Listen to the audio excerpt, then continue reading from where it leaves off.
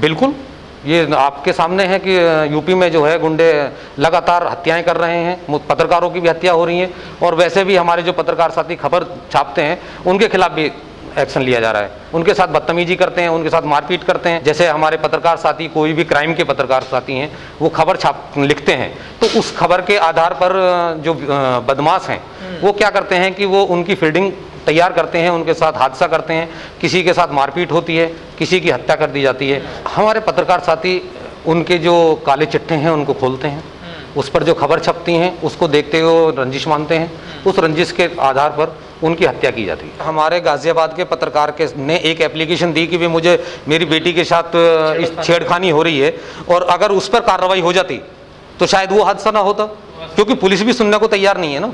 Police को सह है सरकार की, अब जो हो रहा है उसके खिलाफ खड़े हैं। हमारे सारे पत्रकार साथी सरकार के खिलाफ हैं, इस समय एक मंच पर हैं, सब लोग सरकार के खिलाफ हैं, और सब लोगों की मांग है कि हमारे जो पत्रकार साथी की हत्या हुई है उसको 50 लाख रुपए की सहायता दी जाए, उसकी बीवी को नौकरी दी जाए, और उसके बच्चों को फ्री शिक्षा दी जाए।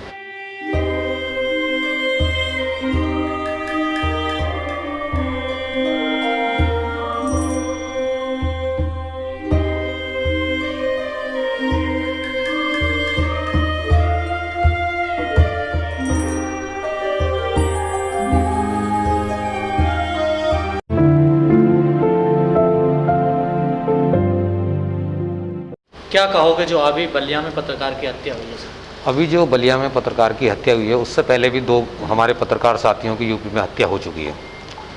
कई बार हम लोग मुख्यमंत्री जी को ज्ञापन दे चुके हैं कि हमारे पत्रकारों को सुरक्षा दी जाए, लेकिन कोई भी सरकार ने इस पर एक्शन नहीं लिया है। थोड़ी अगर हमारे जो पत्रकार साथी हैं कंप्लेंट देते हैं पुलिस को उस पर कोई कार्रवाई नहीं करती है। उसको देखते हुए जो ये बदमाश हैं इनके हौसले बुलंद हो जाते हैं, और इस पे हमारे पत्रकार साथियों की हत्या की जाती है। आखिर पत्रकारों को क्यों निशाना बनाया जा रहा है? क्या कहाँ कमी है, क्या है? हमारे पत्रकार साथी उनके जो काले चिट्ठे हैं उनको खोलते हैं, उस पर जो खबर छपती हैं उसको देखते हुए रंजिश मानते हैं, उस रंजिश के आधार पर उनकी हत्या की जाती है। लेकिन किसी पत्रकार की हत्या हो जाती है तो एक छोटा सा स्पेस किसी को मिलता, किसी को नहीं मिल पाता। इसके लिए क्या कहोगे आप, जो मुख्य धारा की मीडिया है सर? देखिए, ये तो उनके ऊपर डिपेंड करता है, लेकिन उन्हें जो है हमें जगह देनी चाहिए, क्योंकि हमारे जो पत्रकार साथी हैं वही तो उनको खबर देते हैं, जो बड़ी मीडिया है उसी को खबर देती हैं। और ऐसा नहीं है, अब जो हुआ है, अब जो हो रहा है, वो सब लोग हमारे पत्रकार, जितना पूरे देश के पत्रकार एक मंच पर हैं, बदमाश हैं। वो क्या करते हैं कि वो उनकी फील्डिंग तैयार करते हैं, उनके साथ हादसा करते हैं, किसी के साथ मारपीट होती है, किसी की हत्या कर दी जाती है। सरकार उस पर अभी कोई एक्शन नहीं ले रही है। सरकार क्या करती है कि हमारे जो पत्रकार साथी हैं उसकी अगर हत्या हो जाती है तो 10 लाख रुपए का इनाम घोषित कर दिया, 10 लाख रुपए उनको दे दिए, उसके बाद खत्म हो जाता है सारा मामला। जबकि हमारी मांग ये है कि हमारे जो पत्रकार साथी हैं सबको पत्रकार कानून लागू किया जाए। कहीं ना कहीं आपको नहीं लगता कि पत्रकारों ने भी ऐसा माहौल बना दिया, या कहे कि इस प्रकार के वो कॉम्प्रोमाइज करने लगे कि सरकार पत्रकार को कोई हैसियत नहीं देती है, कुछ समझ नहीं पाती? नहीं, ऐसा कुछ नहीं है। कुछ पत्रकारों के लिए, सब पत्रकारों को आप नहीं कह सकते। हाँ, कुछ चुनिंदा 1-2 लोग पत्रकारों को अगर ऐसा काम कर रहे हैं, आप सबको उस पर ब्लेम नहीं डाल सकते। ज्यादातर पत्रकार तो कॉम्प्रोमाइज कर रहे हैं ना? नहीं, ऐसा कुछ नहीं, बिल्कुल नहीं कर रहे। सरकार के खिलाफ खड़े हैं, अब जो हो रहा है उसके खिलाफ खड़े हैं। हमारे सारे पत्रकार साथी सरकार के खिलाफ हैं, इस समय एक मंच पर हैं। वो लखनऊ हो, बलिया हो, नोएडा हो, गौतम बुद्ध नगर हो या कानपुर हो, कहीं भी हो, सब लोग एक मंच पर हैं, और सब लोग एक कंधे से कंधा मिलाकर खड़े हैं और सरकार के खिलाफ खड़े हैं। हमारे पत्रकार साथी किसी के भी खिलाफ अगर कोई हादसा होता है, हमारे सारे पत्रकार उनके साथ खड़े हैं। देखिए, हम अपने किसी भी मीडिया जगत को कोई ब्लेम नहीं कर रहे हैं, क्योंकि उनकी भी कुछ मजबूरियां होंगी, लेकिन हमारे जो पत्रकार साथी हैं, जो फील्ड के पत्रकार साथी हैं, और जो हमारे पत्रकार बड़े लेवल पर बैठे हैं, आज की डेट में वो सब लोग एक मंच पर खड़े हैं। नहीं सर, दिखाई तो नहीं देते। आप कह तो रहे एक मंच पे खड़े हैं, लेकिन असली पत्रकार तो वही होता है जो जिले में, क्षेत्र में, जो वहाँ से खबर निकालता है और वो लाता है।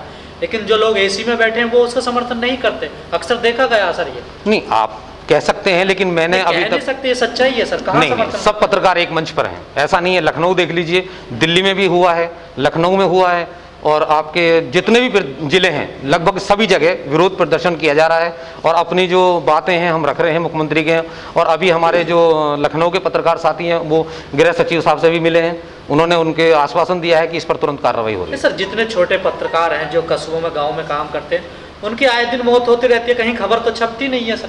कहीं किसी छोटे मोटे कहीं आर्टिकल कॉलम में आ जाए सर। नहीं नहीं है, ऐसा नहीं है। कुछ जगह होती है लेकिन सरकार उसमें पुलिस की आपको नहीं लगता कि मीडिया जगत को भी सुधरना चाहिए सर? बिल्कुल नहीं, सुधरना तो चाहिए।